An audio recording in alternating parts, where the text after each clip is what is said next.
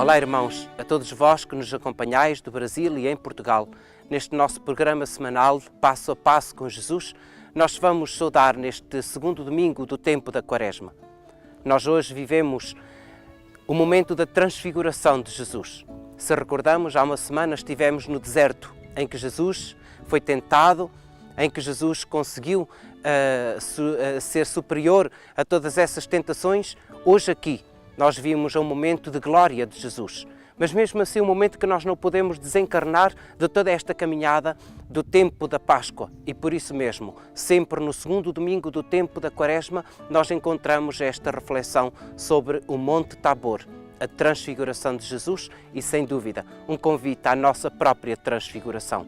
Peço agora que me acompanheis a entrar neste santuário e aqui refletir com Jesus sobre o que Ele nos quer transmitir hoje.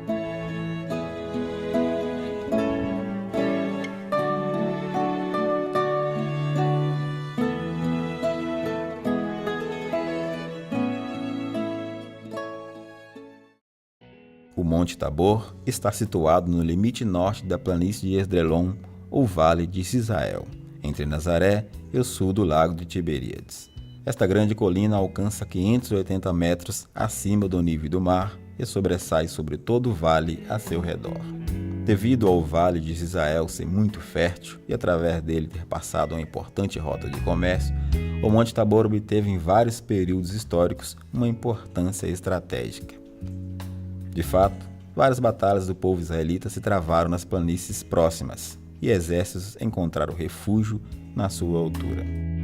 Na antiguidade, a civilização cananeia estabeleceu sobre este monte um lugar de culto a Baal. Séculos mais tarde, segundo o livro de Josué, no Antigo Testamento, esta colina demarcava o limite entre as tribos de Neftali, Issacar e de Zebulon. Gradualmente, o Tabor se tornou para os israelitas um lugar de culto ao Senhor, como descrito no livro de Deuteronômio. Ser feliz, Zabulon, nas tuas caminhadas, e tu, Isacar, nas tuas tendas. Convocarão os povos à montanha para aí oferecerem sacrifícios justos. Para os cristãos, o Monte Tabor é conhecido como o lugar da transfiguração de Jesus, evento no qual sua divindade foi expressa aos seus discípulos. Tal tradição foi atestada por Cirilo de Jerusalém e São Jerônimo já no século IV. Sob os fundamentos da atual Basílica da Transfiguração, construída no século XX, se encontram restos de igrejas do período bizantino e cruzado. Por 2000 anos, exceto em períodos nos quais a situação política não o permitisse, cristãos de todo o mundo atravessaram mares e distâncias para subir esta colina e relembrar o fato evangélico. Montes, vales, rios e mares na Terra Santa foram cenários de inúmeros eventos descritos na Bíblia.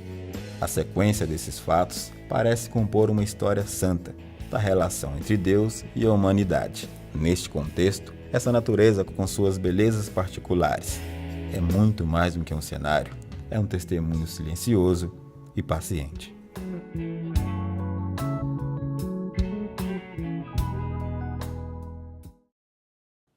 Meus irmãos, hoje, no segundo domingo do tempo da Quaresma, a liturgia transporta-nos até aqui. Ou melhor, o Senhor convida-nos a subir o monte tal como convidou a Pedro, Tiago e João. 6 dias depois, Jesus tomou consigo Pedro, Tiago e João e levou-os só a eles a um alto monte. E transfigurou-se diante deles. As suas vestes tornaram-se resplandecentes, de tal brancura que lavadeira alguma da terra as poderia branquear assim. Apareceu-lhes Elias, juntamente com Moisés, e ambos falavam com ele. Tomando a palavra, Pedro disse a Jesus: Mestre, bom é estarmos aqui. Façamos 3 tendas, uma para ti, outra para Moisés e uma para Elias. Não sabia que dizer, pois estavam assombrados. Formou-se então uma nuvem que os cobriu com a sua sombra. E da nuvem fez-se ouvir uma voz: Este é o meu filho muito amado, escutai-o. A estarmos aqui neste monte que a tradição desde muito cedo encontra o lugar da transfiguração de Jesus. Transfigurar-se é sem dúvida o mudar totalmente a sua forma, o seu aspecto. E é sem dúvida para nós que vivemos este tempo de preparação para a Páscoa, um deixar que os nossos corações e a nossa pessoa se transformem verdadeiramente em homens e mulheres diferentes. Mas olhemos para este episódio. Jesus, 6 dias antes, tinha estado em Cesareia de Filipe. Ali tinha encontrado os seus discípulos e confrontado-os com esta interrogação: quem dizem os homens que eu sou? Mais importante ainda, quem dizeis vós que eu sou? Naquela ocasião, Pedro, de certeza absoluta que iluminado pelo Espírito, diz: tu és o Cristo.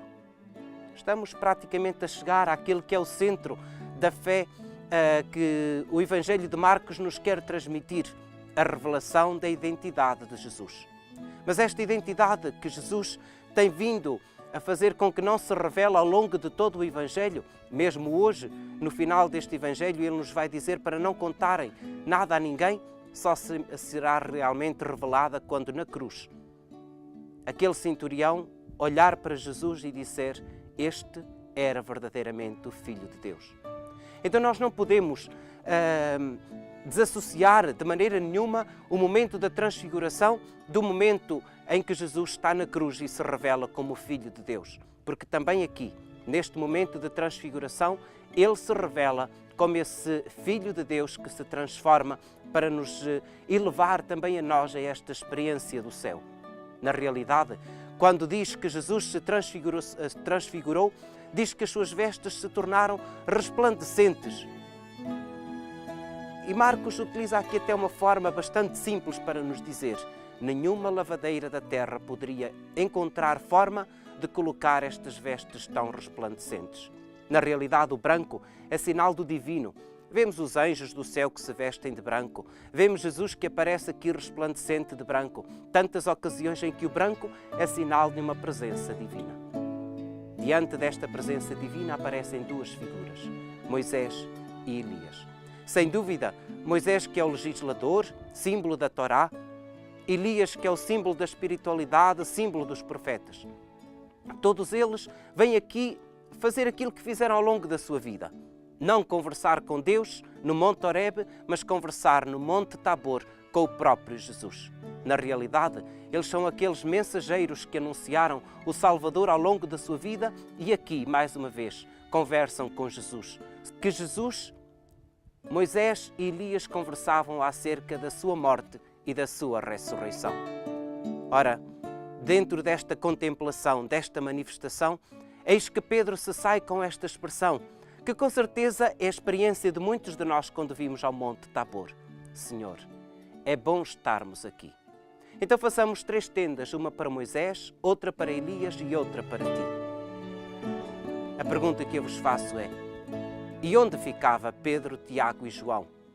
Não se importaram neste momento com não ter para eles mesmos uma tenda, porque realmente a sua experiência de oração é aquela que os transportava para fora deles mesmos. Não se importavam com eles próprios. Então quase que deixava, ao terminar esta reflexão aqui no Monte Tabor, esta interpelação, que serve quase como de termómetro para a nossa fé e para a nossa interioridade com Deus. Se eu ainda continuo a preocupar-me muito comigo mesmo, se eu ainda continuo a preocupar-me muito com as minhas necessidades, com os meus apetites, significa que eu ainda não entrei verdadeiramente no verdadeiro espírito de contemplação que cria em mim a transfiguração. Irmãos, vamos vivendo este tempo de aproximação para a Páscoa. Não deixemos para ontem aquilo que devemos fazer constantemente. Vamos pedir ao Senhor que ao longo desta semana nos ajude a encontrar na nossa vida aqueles momentos em que nos devemos deixar transfigurar e deixar-se transfigurar por esta ação de Deus em cada um de nós. Acompanhai-me agora até a entrada deste santuário e de lá dar-vos-ei a bênção para que o Senhor, ao longo desta semana, não vos falte com o seu apoio, o seu amor e a sua presença. E a bênção de Deus Todo-Poderoso, Pai, Filho e Espírito Santo. Boa semana da Quaresma.